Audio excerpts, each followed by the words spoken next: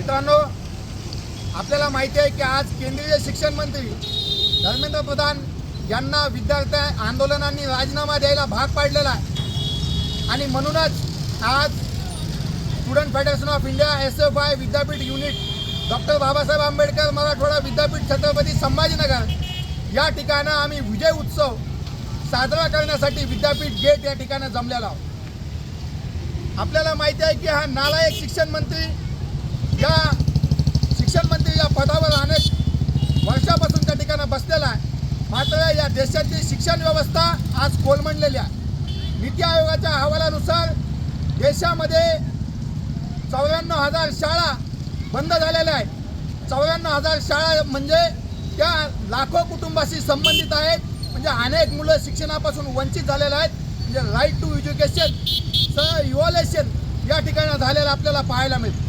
NTA ही संस्था bogus संस्था आहे आणि या संस्थेनं विद्यार्थ्यांना देशोधडीला लावण्याचं काम केलेलं आहे। त्यामुळे NTA ही संस्था बरखास्त झाली पाहिजे। NEP ही खाजगीकरण आणि बाजारीकरणाची पॉलिसी आहे।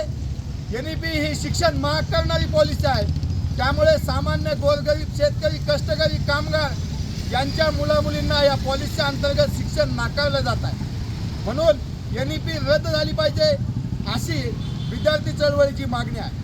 त्यासोबतच TET पेपर फुटीची जबाबदारी घेऊन नालायक मंत्री दादा भुसे यांनी राजीनामा दिला पाहिजे अशा मागण्या अद्यापही पूर्ण होणे बाकी आहे। म्हणजे यशाचा आपण एक टप्पा गाठलेला आहे। धर्मेंद्र प्रधान यांचा राजीनामा झालेला जरी असला तरी लढाई संपलेली नाही।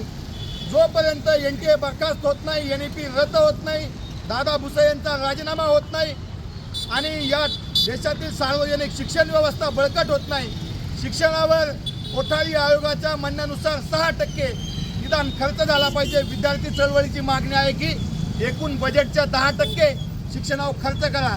मात्र कोठारी आयोग कमिशननुसार निदान 6% तरी खर्च झाला पाहिजे। सध्या फक्त 2% पैसे शिक्षणावरती खर्च होत आहेत। त्यामुळे या मागण्यांसाठी येणाऱ्या काळात लढा अधिक तीव्र करण्याची गरज आहे।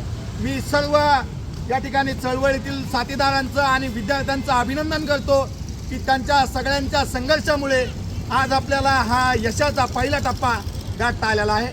धन्यवाद। मी अरुण मते, SFI महाराष्ट्र राज्य कमिटी सदस्य।